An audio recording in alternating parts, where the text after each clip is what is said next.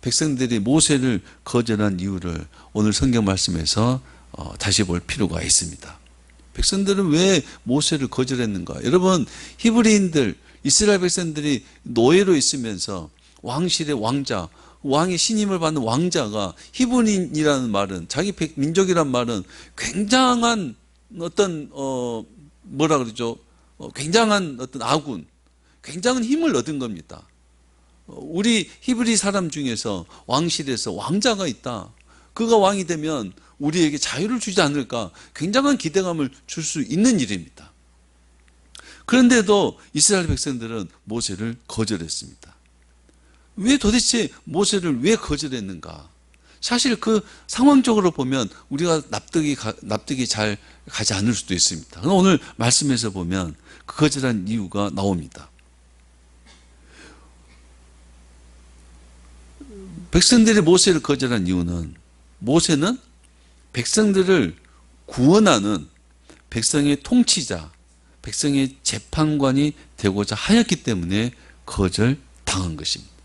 거절당했을 뿐만 아니라 하나님의 도우심도 얻지를 못했습니다. 모세는 내가 백성들을 구원해야지 하는 그 모세는 백성들의 판결권을, 재판장이라는 그 판결권을 가진 관리, 통치자, 군주로서 백성을 구원하고자 하였기 때문에 백성들에게 거절당한 것입니다. 35절 그들의 말이, 백성들의 말이 누가 너를 관리와 재판장으로 세웠느냐 하며 거절하던 그 모세. 거절한 이유가 있죠. 누가 너를 우리들의 관리, 군주, 지도자, 재판장으로 세웠느냐, 우리는 그것을 받아들일 수 없다 하고 모세를 거절했다는 것입니다. 좀 중요한 이야기입니다. 우리가 누군가의 판결권을 가진 통치자가 되어서 그 사람의 어떤 권한과 그 사람의 권리를 장악해서 그를 죄와 세상에서 어떤 곳에서 구원하고자 한다면 그에게 거절당할 뿐만 아니라 하나님의 도우심을 받지 못한다는 내용입니다. 우리가 누군가를 죄에서, 어떤 암흑에서, 어둠에서, 잘못된 곳에서 그를 구원하고자 할 때 그를 완전히 장악해서 그를 그 재판장, 그의 재판장이 되어서 재판장으로서 군주가 되어서 그를 구원하고자 할 때 거절당한다는 겁니다.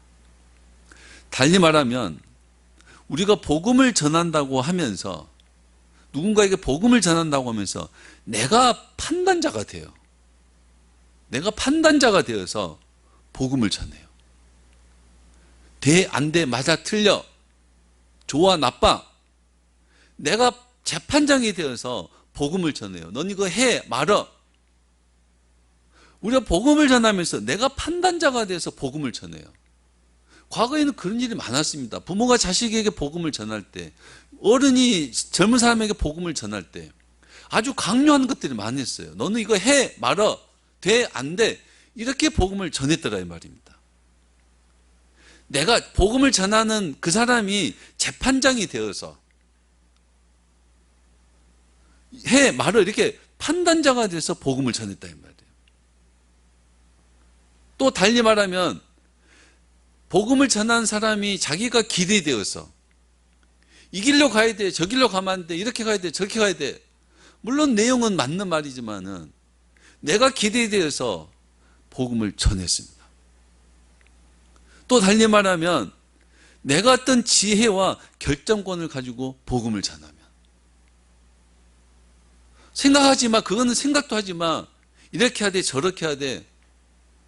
내가 결정을 해줘서 이거는 먹지 마라, 이건 하지 마라. 내가 결정권을 가지고 복음을 전하면 그 복음은 거절당한다는 겁니다.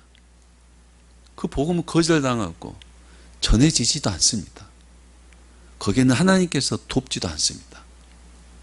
내가 재판장이 되어서, 재판장으로서 그의 군주, 그의 지도자가 되어서 복음을 전하는 것은 거절당한다는 겁니다. 그렇게 복음을 전하면 복음을 전하는 것이 아니라 복음을 이유로 그 사람의 자유를 억압합니다. 억압해. 그 사람의 자유를 억압해서 또 다른 바로 왕이 되고 마는 겁니다. 복음이라는 걸 이유로 해 말어 돼 안 돼 하고 그 사람의 자유를 억압해 버린다는 말이에요. 그 사람이 스스로 생각하고 판단할 수 있는 것을 막아버린다는 거예요. 네가 그렇게 생각하는 건 죄야, 안 돼라고 스스로 생각하지 못하게 만들어요. 그 내가 결정하고 내가 판단하는 것만 따라라는 거예요. 과거에 그런 식으로 우리 그런 특성, 그런 경향을 가지고 어른들은 자녀들에게 신앙을 가르쳤습니다. 그러니까 어떻게 돼요? 그 복음이 자녀들에게조차도 거절당하더라 이 말입니다. 자녀들에게조차 거절당하더라. 너는 목사 아들이니까 목사 딸이니까 이렇게 해야 돼 저렇게 해야 돼 생각할 자유를 안 줍니다. 선택할 기회도 안 줘요. 강요만 합니다. 듣지 않으면 억압해요. 말 안 들으면 용돈 안 줘버려요. 말 안 들으면 어떤 힘으로 그의 자유를 뺏어버립니다. 복음을 전하는 게 아니라 또 다른 바로 왕이 되어서 그를 노예로 삼는다는 겁니다. 그의 자유를 억압해버린다는 겁니다. 복음이 전해지지 않습니다. 복음이 전해지지 않습니다. 우리는 복음을 앞세워서 그 누구에게도 바로와 같은 존재가 되지 말아야 됩니다. 복음을 앞세워서 선함과 옳음을 앞세워서 그 누구의 자유를 억압하는 존재가 되지 말아야 된다 이 말입니다. 복음을 앞세워서 선함과 옳음 그것을 위해서 그 누구도 노예로 부리지 말아야 된다 이 말입니다. 그건 하나님이 하시는 게 아니라 바로가 하는 거예요. 그건 사단이 하는 거예요.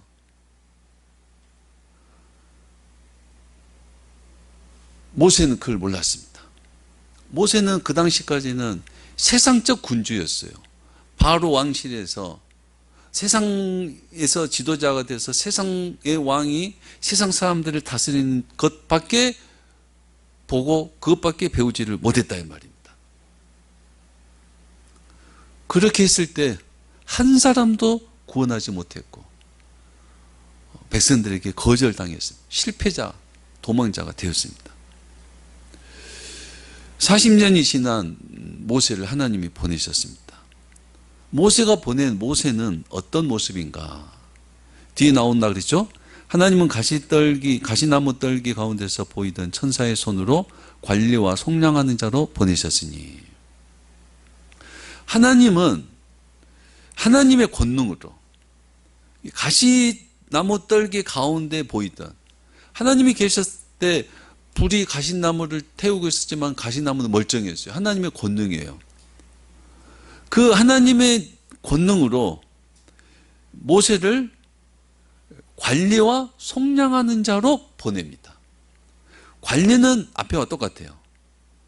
모세 관리, 지도자, 군주 이런 건 똑같아요. 뒤에 내용이 다릅니다. 관리와 속량하는 자로 보내셨다. 속량하는 자의 말은 해방자, 구속자, 구원자라는 뜻입니다. 모세는 백성들을 판단하고 재판하는 관리로 백성들을 구원하려고 했어요. 실패입니다. 하나님은 모세를 세울 때 백성을 재판하는, 판결하는 그런 관리로 세운 것이 아니라 백성들이 억압받고 있는 곳에서 해방하는 관리로 보내신 것입니다. 백성들이 자유가 억압받고 있어요. 그 자유를 찾아주는 지도자로, 군주로 모세를 세웠고 또 보내셨다는 겁니다. 하나님은 모세를 지도자로 세웠는데, 똑같은 군주 리더로 세웠는데, 재판장의 리더가 아니라, 판단하는 리더가 아니라 그들의 자유를 찾아주는 리더로 세웠습니다.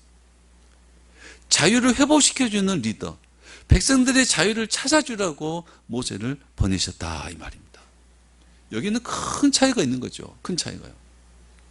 이 차이는 하나님이 군주가 되는 것과 사람이 군주가 되는 것의 근본적인 차이를 보여줍니다. 여러분, 세상의 모든 군주, 세상 왕은 사람의 자유를 억압하고 제한하고, 그래서 그를 자기 마음대로 통치하고 다스리는 군주입니다. 이들은 사람들의 그 자유를 억압하고 제한하기 위해서 힘을 필요로 해요. 그래서 경제력이 필요하고 군사력이 필요하고 사람들을 다스릴 수 있는 지식과 지혜를 필요로 합니다. 그래서 사람들을 다스리기 위해서 그런 지식과 지혜와 경제력과 군사력을 키웁니다. 이건 세상 사람들의 군주예요. 그러나 만왕의 왕, 모든 군주의 군주이신 하나님이 왕이 되심은 백성들을 억압하는 것이 아니라 백성들을 억압해서 해방시켜 주시는 왕입니다. 하나님은 사람들이 돈과 지위와 환경과 상황이라는 강한 힘에 억압당해서 살고 있어요. 그 억압당한 자유를 찾아주시는 왕이다 이 말입니다.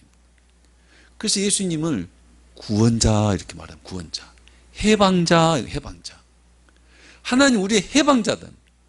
억압시키는 분이 아니라 자유를 뺏어서 우리에게 뭔가를 강요시키는 자가 아니라 빼앗긴 자유를 찾아주신 자, 우리를 자유롭게 하는 자다 이 말입니다. 그게 하나님의 구원입니다. 구원입니다. 세상 군주는, 세상 왕은 그가 다스리는 사람들을 자기가 사는 성에 가두어 버립니다. 못 나가게 가두어 버리고 먹을 것, 입을 것, 일할 것을 제공하고 거기서 강제로 살게 합니다. 그런데 하나님은 하나님의 성에 가두지 않습니다. 문을 다 열어놓습니다. 하나님의 성에서 백성들의 자유를 보장해 줍니다.